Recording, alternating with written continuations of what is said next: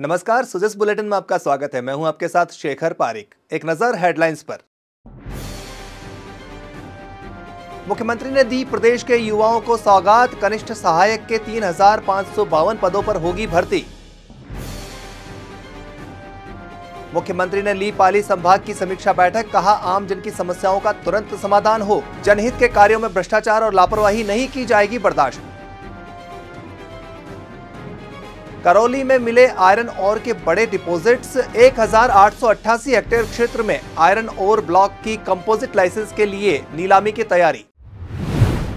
मुख्यमंत्री श्री भजनलाल शर्मा आज जयपुर के धानक्या गांव में पहुंचे। वहां उन्होंने पंडित दीनदयाल उपाध्याय की 56वीं पुण्यतिथि पर हुए कार्यक्रम में शिरकत की। कार्यक्रम में उपराष्ट्रपति श्री जगदीप धनखड़ ने भी शिरकत की। उन्होंने अपने संबोधन में कहा कि पंडित दीनदयाल उपाध्याय का जीवन देश में बदलाव का बहुत बड़ा केंद्र बना है।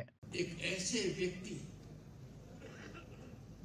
के जीवन को याद कर रहे हैं आज के दिन, जो बदलाव का भारत में बहुत बड़ा केंद्र बना है। Epicentre of epochal change Deendayal Upadhyay ji. उनका सोच, उनका विचार, उनका दर्शन आज जमीनी हकीकत है। पहले कल्पना थी। गत दशक में जो परिवर्तन आया है, अप्रत्याशित परिवर्तन आया है, एक कल्पनीय विकास हुआ है, वो उनकी भावना के अनुरूप हुआ है। इस अवसर पर मुख्यमंत्री ने उपस्थित जनसमूह को संबोधित भी किया। मुख्यमंत्री ने पंडित दीनदयाल उपाध्याय को नमन करते हुए उन्हें मानवता, राष्ट्र सेवा और समर्पण का विराट प्रतीक बताया। माननीय पंडित दीनदयाल उपाध्याय जी की हम 56वीं पुण्यतिथि मना रहे हैं। पंडित जी के विचार इस मां भारती के लिए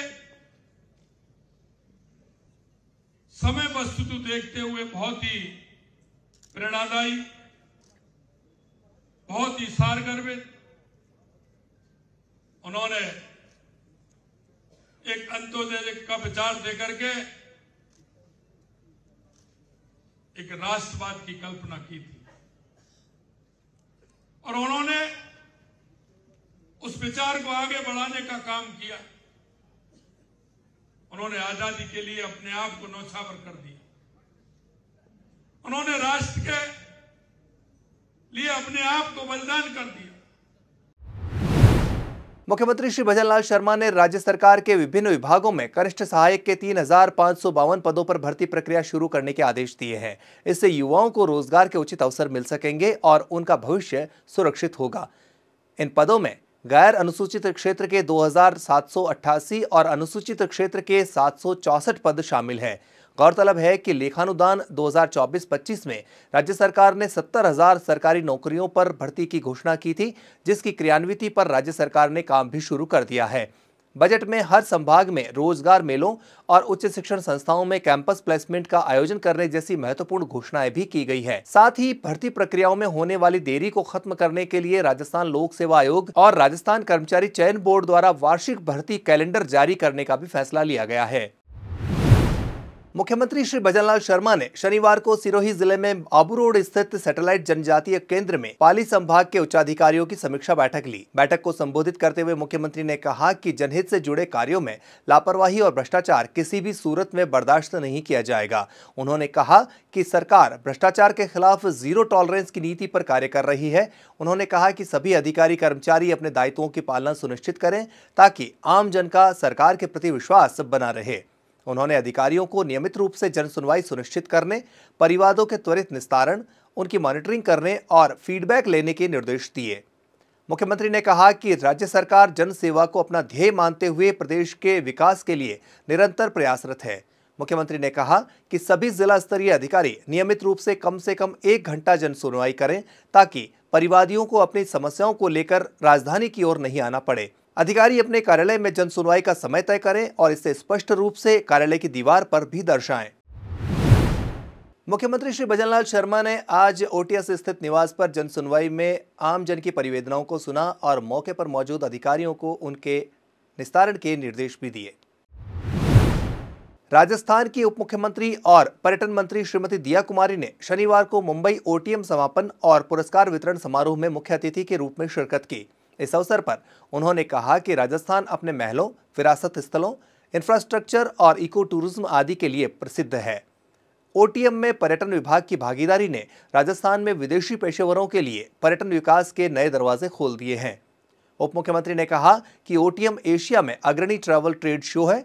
इसका आयोजन इस बार 8 से 10 फरवरी तक जियो वर्ल्ड कन्वेंशन सेंटर में किया गया है।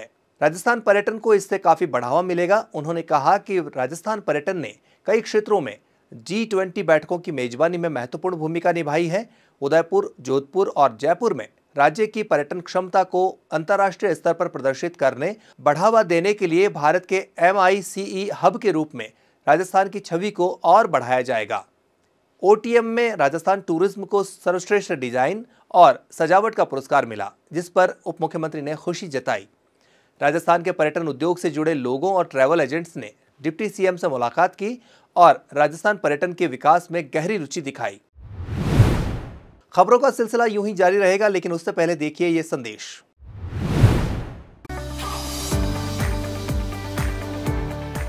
राजस्थान सरकार से जुड़ी महत्वपूर्ण जानकारी आपको मिलती है सुजस ई बुलेटिन, सुजस वीडियो बुलेटिन और सुजस आवाज पॉडकास्ट पर। इसके लिए फॉलो करें हमारे YouTube channel @DIPR Rajasthan official, Facebook page और X हैंडल DIPR राजस्थान या डाउनलोड करें सुजस मोबाइल ऐप।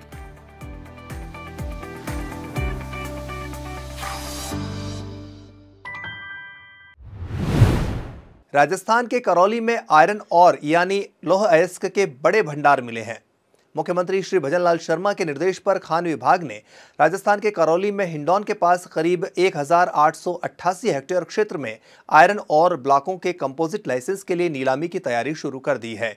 खान सचिव श्रीमती आनंदी ने बताया कि करौली के हिंडौन के पास खोड़ा, डेडरोली, टोडूपुरा और लिलोटी में आरंभिक संकेतों के मुताबिक आयरन और के 840 टन से अधिक मात्रा में डिपॉजिट होने की संभावना है। मुख्यमंत्री के मार्गदर्शन में माइंस विभाग एक्शन मोड में काम कर रहा है। पहले 15 दिन का अवैध खनन गतिविधियों के खिलाफ राज्यव्यापी अभियान चलाकर खनन माफिया पर प्रभावी कार्रवाई की गई। वहीं मेजर और माइनर ब्लॉकों का RCC, ERCC ठेकों की नीलामी की प्रक्रिया शुरू की गई है। आयरन और के नए डिपॉजिट से प्रदेश में औद्योगिक विकास और रोजगार के नए अवसर भी विकसित होंगे। राजस्थान में आयरन और के डिपॉजिट्स और अधिक मिलने की संभावना को देखते हुए अन्य स्थानों पर भी एक्सप्लोरेशन का काम जारी है। राजस्थान उच्च न्यायालय की प्लैटिनम जुबली समारोह के उपलक्ष्य में आज सुबह run for legal aid small distance marathon का आयोजन किया गया। मैराथन का आयोजन उच्च न्यायालय परिसर झालामंड से शुरू होकर शताब्दी सर्किल, झालामंड सर्किल से राजस्थान राज्य न्यायिक अकादमी तक किया गया। मैराथन का आगाज मुख्य न्यायाधिपति श्री मनीन्द्र मोहन श्रीवास्तव ने बैलून उड़ाकर और हरी झंडी दिखाकर किया। मुख्य न्यायाधिपति श्री मनीन्द्र मोहन श्रीवास्तव ने कहा कि रन फॉर लीगल एड के आयोजन का उद्देश्य ये है कि गरीब वर्ग किसी भी आर्थिक व सामाजिक वजह से न्याय से वंचित न रहे। संसदीय कार्य, विधि एवं न्याय मंत्री श्री जोगाराम पटेल ने आज जोधपुर सर्किट हाउस में जनसुनवाई की। इस दौरान उन्होंने कहा कि प्रदेश सरकार आम जन की समस्याओं के निराकरण के साथ जन कल्याण और सामुदायिक विकास के लिए प्रतिबद्ध है और इन प्रयासों से कहीं कोई कमी नहीं आने दी जाएगी। उन्होंने आम जन की समस्याओं को सुना और इनके समाधान के लिए अधिकारियों को जरूरी दिशा निर्देश दिए। मंत्री श्री पटेल ने कहा कि जनता और क्षेत्र की समस्याओं के निराकरण के प्रति अधिकारी गंभीरता बरतें और विभागीय स्तर पर समाधान की आरंभिक पहल करें ताकि क्षेत्रवासियों को किसी प्रकार की देरी का सामना न करना पड़े। कैबिनेट मंत्री ने कहा कि बुनियादी लोक सेवाओं और जन सुविधाओं की नियमित और निर्बाध उपलब्धता सुनिश्चित करना विभागीय अधिकारियों का सर्वोपरि दायित्व है। राजस्थान राज्य अंतर जिला सिविल सेवा खेलकूद प्रतियोगिता का शुभारंभ शनिवार को अजमेर के इंडोर स्टेडियम पटेल मैदान में जल संसाधन मंत्री श्री सुरेश सिंह रावत ने ध्वजारोहण कर किया। उन्होंने खिलाड़ियों को खेल के निर्धारित नियमों का निष्ठापूर्वक पालन करने की प्रतिज्ञा करवाई। साथ ही प्रतियोगिता के शुभारंभ समारोह में खिलाड़ियों ने अभिमुख प्रयाण किया। इसमें श्री रावत ने क्रीड़ा भावना से खेलकर विजेता बनने का आह्वान किया। तो सुजस बुलेटिन में फिलहाल इतना ही। कल फिर होगी आपसे मुलाकात। तब तक के लिए नमस्कार।